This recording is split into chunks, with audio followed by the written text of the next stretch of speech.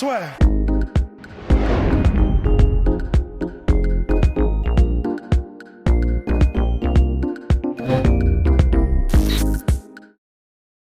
Bien, bonjour à toutes et à tous et bienvenue dans le podcast La Sueur. Bonjour mon cher Rust. Bonjour mon cher Guillaume. On va parler combat de l'année, probablement, entre Dan Hooker et Dustin Poirier. Avant, on va mettre fin à toute éventuelle polémique. Est-ce le combat de l'année ? Le problème, c'est qu'il y a toujours un biais, parce que c'était cette nuit. Eh oui. Donc là, j'aurais envie de dire oui, juste Il y a basé... Shane Burgos, Josh Emmett, qui le talonne. Qui le talonne. Après, c'est vrai que là, comme il y avait en plus des incidents sur le titre, il y a un côté un peu plus massif. Mais si je me base uniquement sur du pur émotionnel et de la gesticulation devant l'écran, là, Dan Hooker, Dustin Poirier, pour moi, emporte la palme. Donc, à mon sens, mais encore une fois, c'est parce que c'est le plus récent, c'est le combat de l'année pour l'instant. Mais il y en a sûrement eu d'autres. Ça dit, le gauge... Personnellement, je trouve que le gauge Tony Ferguson était pas mal aussi. Oui, mais... Même si c'était beaucoup plus one-sided. C'était d'un seul côté. Ouais. Mais il y a eu... Je me souviens pas, dans le combat de Dustin Ferguson, Tony Ferguson, Justin Gaethje, avoir eu autant de moments où j'étais accroché à mon siège. Il y en a eu. Ah oui, mais là, au début du combat. Ouais, voilà. Là, du début à la fin, c'est vrai que et là, puis là, c'était vraiment, il y avait un peu plus une sensation que les deux envoyaient la sauce à la même puissance, ils touchaient autant. Donc, tandis que contre. Comment avons-nous pu oublier qui est sur le podium aussi, peut-être, je pense à égalité, Weili Zhang contre Joanna Jedrzejczyk. Oui, effectivement. Oui. Complètement. Pour moi, c'est les deux qui se tiennent la bourre là, vraiment. Parce qu'aussi, le Josh Emmett, Shane Burgos était en 3 rounds. Voilà. Parce que là, c'est vraiment 2 guerres de 5 rounds dont on parle, quoi. Et voilà. Donc, il y a ces combats-là. Pour moi, même malgré cela, ça emporte la palme. En plus, c'était tellement technique. Il y a Weili Zhang et Jedrzejczyk aussi. Ouais. Mais là, je sais pas, ça frappait plus dur. C'était plus rustique, plus rustre. C'était... espèce de hammer fist de Steve Poirier. Mais il y a eu des moments... mais en particulier, donc je m'en souviens de celui-là, mais il y en a eu plein, mais juste parce qu'à ce moment-là, j'ai regardé, il faut que je me souvienne que c'est à ce moment-là, donc c'est lui dont je me souviens, mais c'était à la fin du 2e round. Et il y a eu plusieurs moments comme cela où en gros, ils se lancent dans un brawl, mais tous les deux sont en mode « Ok, alors on y va ». Et là, limite, ils se mettent l'un en face de l'autre et le plus fort possible. Et en restant assez technique, avec toujours quelques petits mouvements, de tête pas beaucoup, mais au moins ils essaient un petit peu d'éviter ce qui arrive, en même temps qu'ils continuent de varier les cibles, les angles, etc. Avec Dan Hooker il a fait quasiment à chaque fois, en tout cas jusqu'au 3e round, après je me souviens plus si c'était autant le cas, quand il y avait un espèce d'énorme brawl comme ça, Hooker, il faisait peut-être la moitié de ses frappes au corps. Et c'était des body shots, mais monstrueux. Et les échanges avec donc chacun y allait à toi, à moi ou en même temps, avec Hooker au corps et Poirier qui répond au visage et Hooker qui remonte au visage, et il touche à chaque fois ou presque. C'était monstrueux. Je sais pas combien d'années en bonne santé ils ont perdu là, mais c'était monstrueux, c'était délirant. C'est clair. C'était délirant. C'est clair. Donc Dustin Poirier qui s'impose par décision unanime. Ce qui est assez frappant, c'est que c'est vrai que Dan Hooker a fait un travail intéressant, j'ai trouvé. Donc ce travail au corps et puis aussi ce travail en leg kick sur notre cher... En low kick, notre cher Dustin Poirier. C'est vrai que il n'a pas pu récolter les dividendes, malheureusement, j'ai trouvé.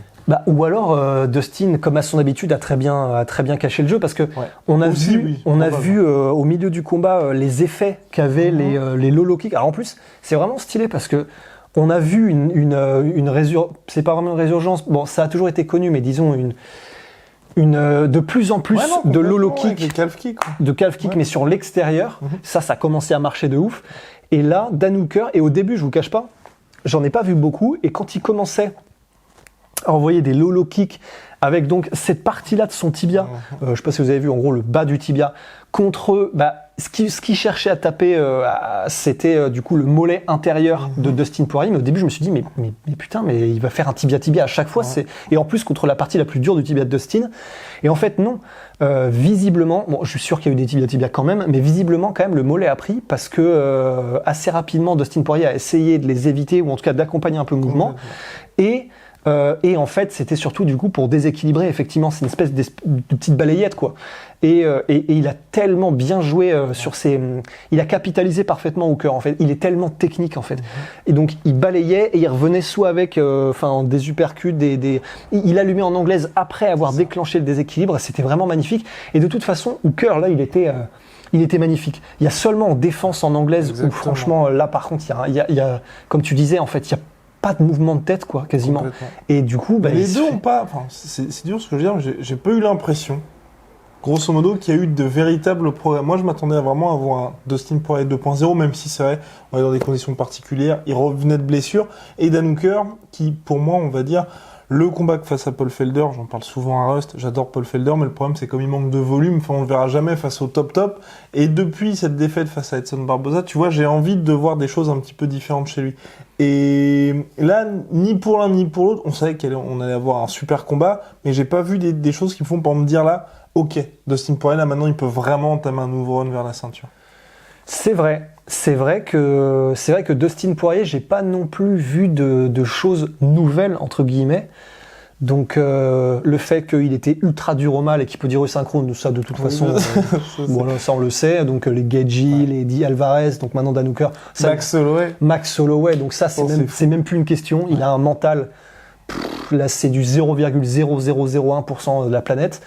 Le fait qu'il est extrêmement bon, qu'il a un super timing, une anglaise magnifique, qu'il est complet, qu'il est puissant, qu'il a un cardio créatif, ça, absolument. Franchement, je l'adore quand il fait ça. Il improvise. Tu sais contre qui, quand il avait fait son espèce de bob and weave là de l'enfer, c'était pas contre Gaethje.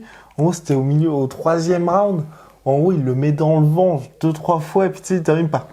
Comme ça, là. Non mais c'est beau. Non, il nous régale parce qu'effectivement il est créatif, il est capable de trouver des nouvelles séquences dans le combat. Et là il l'a fait. J'ai pas souvenir. Alors peut-être que c'est moi qui n'ai pas de souvenir, mais là il a fait beaucoup d'avancées en changement de garde et je sais pas s'il le faisait autant avant. Et c'était efficace, vraiment efficace parce qu'en plus il variait les zones de frappe après ses changements de garde, c'était très efficace. Mais c'est vrai qu'à part ça. En même temps, je sais pas ce qu'on attend en fait de Dustin Poirier parce que qu'est-ce qu'on attend de lui de nouveau entre guillemets, à part peut-être quelques petits mouvements de tête un peu plus effectivement. Complètement. Mais à part ça, il est extrêmement complet, il a un cardio de porc, il est dur au mal, hyper puissant. Il est créatif, il est puissant. Donc en fait, je sais pas ce qu'on attend de plus de Dustin Poirier. Donc ouais, il y a peut-être pas eu d'impression de nouveau Dustin Poirier, mais en même temps, je vois pas vraiment.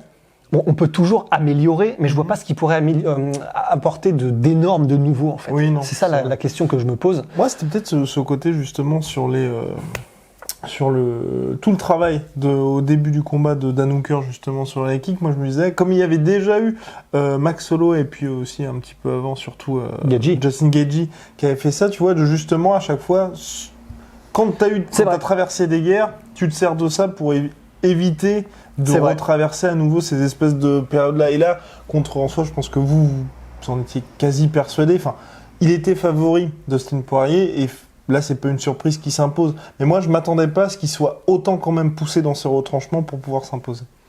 C'est vrai, après, il est tellement dur à finir, Dan Hooker. C'est vrai aussi. Il faut des kicks de Barboza pour l'arrêter, quoi. C'est vraiment compliqué. Mais oui, effectivement, c'est vrai que... Et en plus, du coup, il est quand même connu, Dustin Poirier, pour soit des dommages qui s'accumulent. Ouais. Donc c'est vrai que c'est compliqué contre Hooker. Mais après, il a gagné relativement clairement. Après, effectivement, comme tu le soulignais aussi, il a été mis au sol. Et il a été mis au sol. Après, là, c'était vraiment cool. Il a vraiment été tout le temps actif au sol. Exactement. Il attaquait, constante. Vraiment, il était tout le temps en train d'attaquer, que ce soit en coude, inversé en coude, que ce soit en soumission. Il était tout le temps. Il n'était pas abattu, ni c'était pas une position où il était en infériorité claire, quoi. Il était sur son dos, oui, mais il attaquait tout autant et il mettait en danger. mais voilà, des très beaux takedowns de Dan Hooker. Et surtout, même si effectivement la défense en anglaise, c'est vrai qu'il y a un problème, enfin, je sais, qui sommes-nous, tu vois, pour dire il y a un problème Dan Hooker, tu vois. Mais effectivement, il se fait énormément toucher en anglaise, et ça peut être beaucoup parce qu'il n'y a pas autant de mouvements de tête. Et voilà, on n'est pas, enfin, faut pas refaire la NASA ni Saint-Cyr pour le voir, ça. Mais c'est simplement qu'en fait, je me demande s'il n'y a pas une partie de Eugene Berman, donc le coach de Israël Adesanya, Dan Hooker, Volkanovski, donc Carré France. Exactement, donc qui est et aussi le petit nouveau, je sais plus comment il s'appelle. Là. Et en gros, ils font ce qu'ils font en termes de désorientation de l'adversaire en attaque. Franchement, c'est beau à pleurer. Là, honnêtement, regardez le fait de regarder Dan Hooker contre Dustin Poirier, il le fait à chaque combat, mais là, j'ai vraiment l'impression que ce côté feinte constante et de tout, c'est des feintes d'épaule, des feintes de hanche, des feintes de coude, et elles ont un but à chaque fois. À chaque feinte, donc c'est soit des feintes pour te faire réagir, provoquer quelque chose, et après il revient avec une attaque adaptée, soit c'est des feintes où en gros il te persuade d'un truc en faisant plusieurs kicks au même endroit et après il remonte. Enfin, c'est tous les niveaux différents de feintes qu'il est capable de faire. Il a une diversité de feintes qui est absolument incroyable. Et ça marche vraiment. Et c'est pour ça que c'est presque frustrant, parce qu'il est tellement ultime au niveau attaque que tu te dis, putain, c'est quand même con si ça tenait vraiment qu'à ça. Ouais. C'est quand même dommage du coup qu'il ait pas ces mouvements de tête, qu'il ait pas cette défense un peu plus sharp, un peu plus affûtée. Parce que en attaque, ses genoux, ils sont monstrueux avec un timing incroyable. Il a une vitesse de réaction aussi, Dan Hooker, qui est hallucinante. Ouais. Il y a des moments où, il y a un moment en particulier, je sais plus si c'était au 3e, où Dustin Poirier fait une espèce de feinte de changement de niveau pour aller au sol. Heureusement, c'était une feinte, mais il l'a quand même bien plongé avant de se relever. Et en un quart de seconde, Hooker avait déjà levé le genou et c'est vraiment passé à un fifrelin.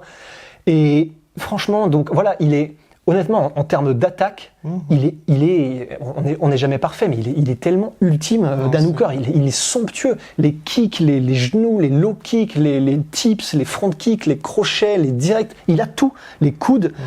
Contre la cage, il est aussi bon qu'au milieu. Enfin, honnêtement, et au début du combat, le premier round en tout cas, il dominait, je trouvais. Complètement. En plus, après, il arrivait. Il aime trop ça, je pense. Ouais. C'est probablement ça. Parce qu'on l'avait vu aussi quand on a regardé les sparring entre Israël Adesanya et Dan Hooker. Il kiffe trop ça, il kiffe trop la guerre en fait. Il aime trop. Il aime trop la guerre, et c'est vrai que c'est dommage parce que sur le premier round, alors après il y a aussi Dustin Poirier qui a commencé à kicker, au bout d'un moment ça a tout changé, il a commencé à trouver sa distance, etc., son timing. Mais n'empêche, il n'en reste pas moins que le premier round. Dan Hooker qui donc constamment était en déplacement vers la gauche, vers le côté faible de Dustin Poirier, parce que du coup les gardes étaient inversés puisque Dustin Poirier est southpaw, et à chaque fois il prenait le côté faible, il arrivait avec son cross arrière à revenir ensuite avec son crochet gauche, et même si Dustin Poirier avait la défense à la Roy McDonald comme ça, et ben en fait comme Hooker arrivait avec un angle un petit peu du dessus, ça passait quand même, et puis il était rapide. Enfin vraiment, il avait le game plan, la précision, la vitesse, la diversité d'attaque. Et en plus il est puissant, il fait mal. Il a vraiment, il est exceptionnel, Dan Hooker. C'est juste que il tombe sur des mecs qui sont capables de cogner sec, de cogner dur sa mère. Et hyper durable aussi. Parce que maintenant, le combat était en 3 rounds, il gagnait. Ah, c'est possible. Ouais, grave. Ouais, c'est carrément possible. Hein. Après, bien évidemment, ça aurait été un différent combat. Mais ouais. Donc voilà. En tout cas, ce qui est bien, c'est que Dan Hooker maintenant fait vraiment partie du top 5. Donc Dan Hooker ? Ouais. Là, clairement, il n'y a plus de... si tu peux faire une guerre avec Dustin, exactement, il n'y a plus de doute. Pour Dustin Poirier, après c'est ça, toujours un peu compliqué parce que là, qu'est-ce qu'on fait de Dustin Poirier ? Est-ce qu'on le met contre Tony Ferguson ? Pour moi, ce serait pas mal. Ouais, c'est peut-être ce qui fait le plus sens. Trop tôt pour un title shot. Ouais, dans l'idéal, il pourrait réaffronter Conor. Voilà, pour moi, c'est soit Conor, soit Tony Ferguson. Ouais. Le reste, non. Non. Là, déjà, c'était ce combat de rentrée contre un mec qui était moins bien classé que lui. Ouais. En la personne de Dan Hooker, non, il va pas faire que ça. Ouais, contre Khabib, le problème, c'est que... faut attendre un peu. Ouais. Et à la limite, si Gaethje gagne contre Khabib, il y a un truc. Ouais, parce que en revanche, puisqu'il a battu Justin Gaethje. Au terme d'une autre guerre monstrueuse. C'était un des combats de l'année. Hein. Ouais. De toute façon, cette année-là, il y a eu 2 combats à fou. C'était Justin Gaethje contre Eddie Alvarez et Justin Gaethje contre Dustin Poirier. Voilà. Ouais, donc... non, c'est ça. Soit Conor, soit Tony. et Swagedji s'il gagne, quoi. Ouais. Là, c'est les seules perspectives parce que, voilà, effectivement, comme tu l'as dit, il est revenu combattre un mec qui était ranké en dessous. Donc maintenant, donnez-lui la viande, quoi. Exactement. En tout cas, il a dit qu'il voulait prendre son temps. Il voulait rester amoureux du sport, je crois, c'est ce qu'il a dit. Ou continuer d'avoir la passion pour le sport. Ça, c'est beau. Ça. Et je pense aussi, à mon avis, qu'il commence à prendre conscience que tu peux pas avoir des dommages de ouf comme ça à chaque combat. Parce que finalement, vous regardez, c'est le combat contre Khabib où sur les 3 dernières années, ça s'est passé le mieux pour lui. En termes de dommages encaissés. Ouais. Donc ça vous donne une idée un petit peu de ce qui se passe à chaque fois. Donc c'est vrai que pour lui, je pense qu'il a besoin de ça. Hooker aussi.